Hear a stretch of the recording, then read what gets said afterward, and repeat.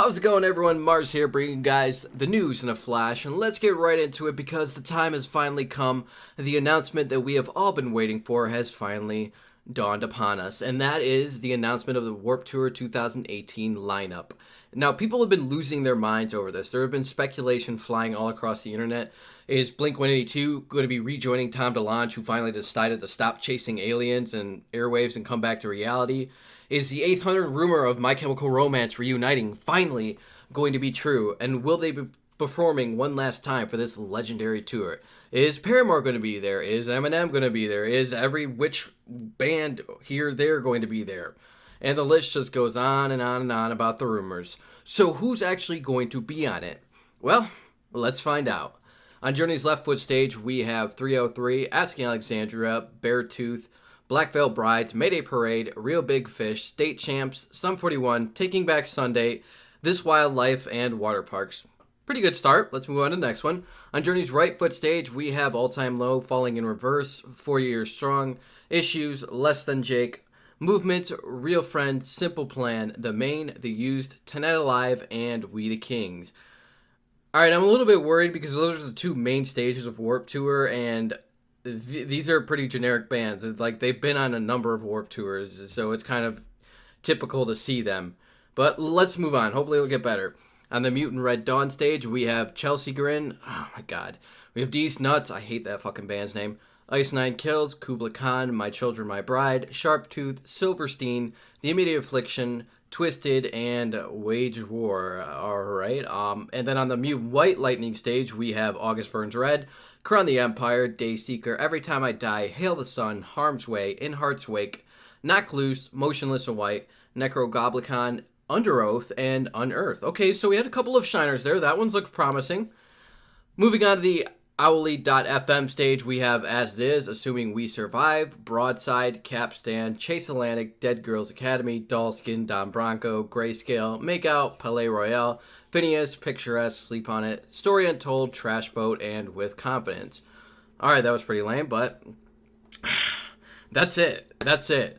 There are a couple of other ones, like Bowling for Soup and Frank Turner, who didn't really get listed on any of the stages, so I'm assuming, like, if I'm going to have to guess anything, I'm going to say that Bowling for Soup is probably going to be on the Right Foot stage, and then Frank Turner, I don't really know where he'll fit. I'll probably put him on the Right Foot stage, too, if I had to make a guess. But, wow.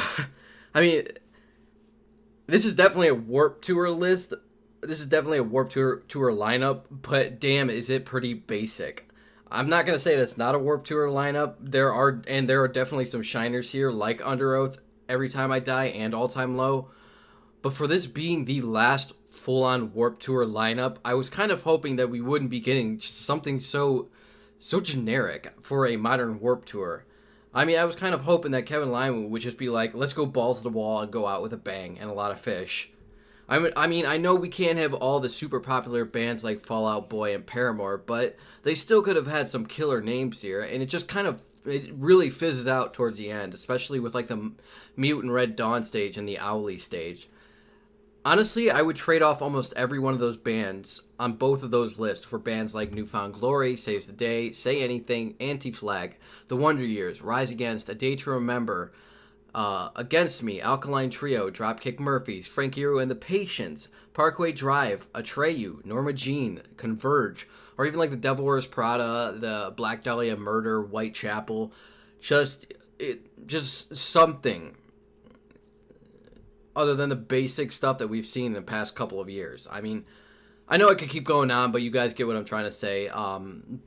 And I also understand that everybody has their own ideas of what a perfect Warped Tour lineup is. So I actually leave this up to you guys. What do you think of this year's Warped Tour lineup? Do you think that it meets or exceeds the expectations of this being the last full-on Warped Tour lineup? And if not, what do you think would be the perfect lineup for it? Let me know in the comments down below. And Blizzard has finally announced their 27th hero in Overwatch, and that is Brigitte Lindholm, who is a support tank and is the daughter of Torbjorn, who is Overwatch's master of robbing play of the game while sitting in a corner doing absolutely nothing. So this should be interesting, right? Actually, I actually like playing Torb, so I'm not throwing any shade out there to you Torb mains out there. Anyways, let's get into some details around her. First off, I actually really dig her appearance. She actually looks like a human this time around, and she's rocking armor similar to Reinhardt's, only her armor has like these gold platings on it, which look awesome, and it seems a lot lighter and more maneuverable than Rein's. Plus, she actually looks like a well-designed character, which is something that I cannot say for the last hero they released, Moira, who I consider to be one of the worst looking characters they've designed in this game. Like, seriously. If I had to make a comparison on what she looked like, I would have to say that she looks like that one kid that looks like a transgender, that identifies as like a transgender alien, and a try-hard David Bowie wannabe poser that accidentally lit his face on fire. Like, she just looks terrible. And, like, her abilities are awesome and everything, but oh my god, her character design is just terrible. But moving on to Brigitte's abilities, we have her Rocket Flail, which is a melee weapon that has a maximum range of 6 meters and can strike multiple enemies in a single swing. She's also got her Repair Pack ability, which is like a super-powered Torb armor pack. It heals 150 health, and if the healing overflows in the character, or if the pack is thrown at a character who has already had full health, it actually turns into armor instead, with a maximum of 75 armor that can be stacked. It also has a cooldown timer of 6 seconds per pack after being thrown, and the pack will track its targets. Next, we move on to her Whip Shot, which Brigitte throws her flail, dealing damage and knocking enemies back about 5 to 10 meters. She also has her Mini Rhine Shield, which has 600 shield power, and also a shield bash ability that's stacked on top of that, which allows Brigitte to dash forward and smack you in the face with her shield. Interestingly enough is that she can actually stop a Reinhardt mid-charge with that. And finally, we get to her ultimate ability, which is Rally, which allows her to move a lot faster and provides all nearby allies with up to 150 armor. I'm pretty interested in checking her out. I like her abilities, and I think that we need a more buffier tank character as a healer. I shouldn't say that, but I think that we need more of a frontline character that can act as both a healer and sort of a tank. That to me seems like it would balance out having Mercy and all the dumb shit that they've been doing with her. It's like if Mercy falls, you guys have a reserve backup for support. So that's nice. I mean, we don't have to worry about,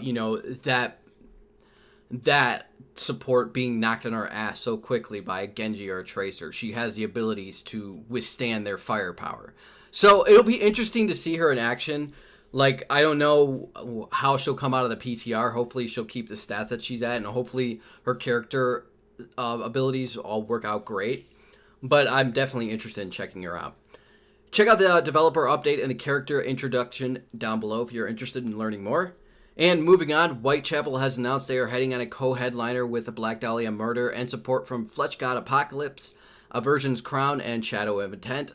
Now, what's interesting about this tour is that Whitechapel will be playing This Is Exile in its entirety, and the Black Dahlia murder will be playing Nightbringers in its entirety.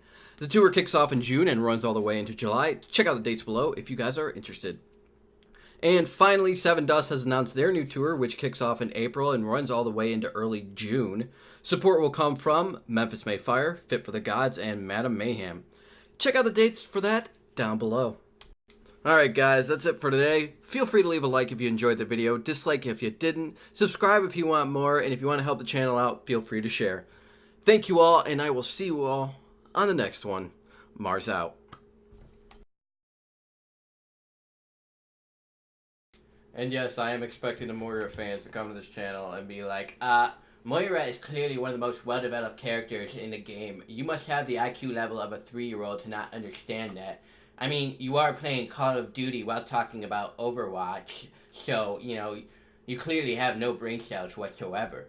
You probably should just go kill yourself and spare humanity the turmoil of your pitiful existence, and leave the discussions of Overwatch to the actual fans of the game. Or some dumb shit like that.